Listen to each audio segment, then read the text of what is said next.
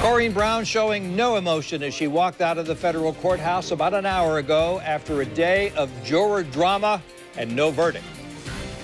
This board shows the jury as it stood just 24 hours ago. Today, juror number 13, a white male, was dismissed after another juror, number 8, a white female, complained that he was causing a disturbance by making statements about a higher being. Taking a look at the new jury now. Juror number 13 was replaced by an alternate, a Hispanic male. The jurors left for the day about an hour ago after about 6 hours and 30 minutes of new deliberations since they had to start all over again this morning. These are the 30 pages of instructions that they were given by the court to guide them as they consider their verdicts. At the end of the day, the judge warned them again not to watch the news, and he told them to be back in court by 8:45 tomorrow morning. We have several crews outside the courthouse, beginning with Joy. Joy? Mary, Tom, I like the way you put that. Jury drama, that's exactly what it was today. Between all of the action that was happening, between the juror being replaced to the 2 questions they asked, Corrine Brown got quite the workout this morning. She was in and out of the courtroom every time something happened so she could hear what was going on. As she left for the day, a supporter, called out to her from across the street.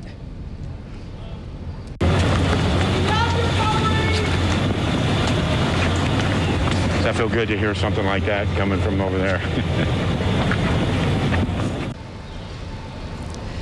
Don't know if you could hear that, somebody calling out, "We love you, Corrine." So people still here wanting to see her, wanting to speak with her as she's been walking around, spending a lot of time at the restaurant across the street is where she spent most of the day today waiting for a verdict. No verdict yet.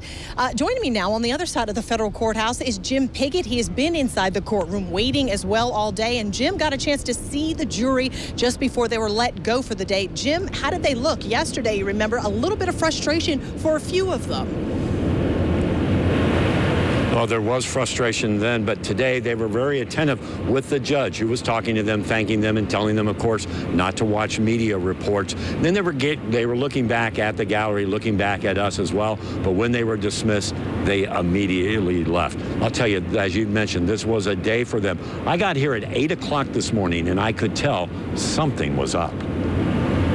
When Corrine Brown arrived very early for court and headed right inside, it signaled something was about to happen, and it did. Congresswoman, you're going to be here all day inside.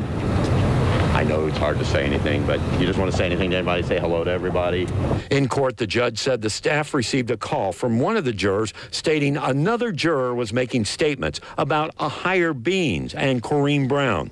Judge Timothy Corrigan interpreted that as being a higher power, but wouldn't elaborate on the phone call.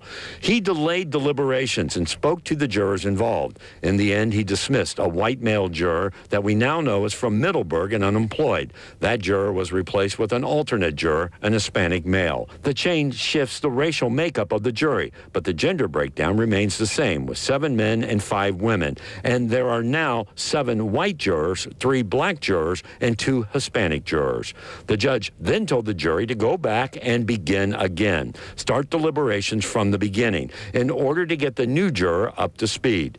30 minutes into that, the jury sent a note with a question for the judge concerning Corrine Brown's taxes, if she would be responsible for forms that she didn't sign and responsible for information she didn't turn over to her tax preparer.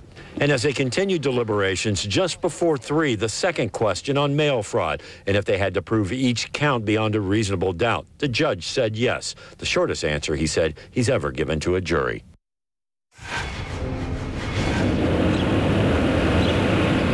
You know, I think what was interesting on the previous days of deliberation, no questions, but right off the bat, we had a question, and then, of course, the other one today. So they are paying attention, but it does look like they're moving around on these charges. And by the way, when Corrine Brown was up there, she didn't say anything up there, but up on the courtroom floor, she did talk to me. She complimented me on a yellow shirt, which Corrine, who usually wears loud colors, has been wearing dark colors throughout this trial.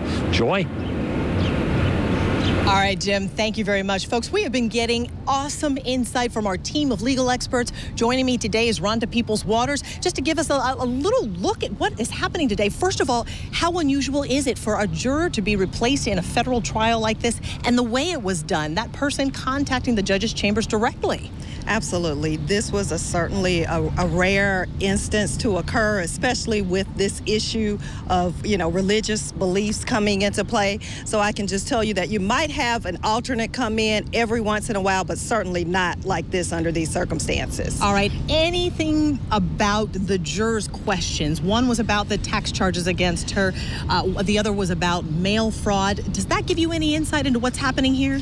Well, both of those questions, I believe, certainly favor Congresswoman Corrine Brown, and that is more so because the converse of that reasonable doubt question is that someone in that jury pool believes that maybe reasonable doubt wasn't necessary to apply to some of those fraud charges, and that means that they believe that the government had not proven maybe some of those charges to that heavy burden that they have, and that certainly rises to Brown's favor. All right, and I've been asking everyone who's been out here with me, what do you think? Are we going to see a verdict tomorrow? It seems like they've been going through the counts rather quickly. The fraud charges at the bottom of the indictment, then the mail fraud coming up in the middle of the indictment. So it looks like they're working backwards. Yes, it does look like that. And again, just because we now have these questions, we're getting our first view of what they're actually doing there. So it looks like they're coming from the tax charges and then moving to the fraud charges. We could have a verdict in the next day or two, or it could be another week, because they are definitely very meticulous going through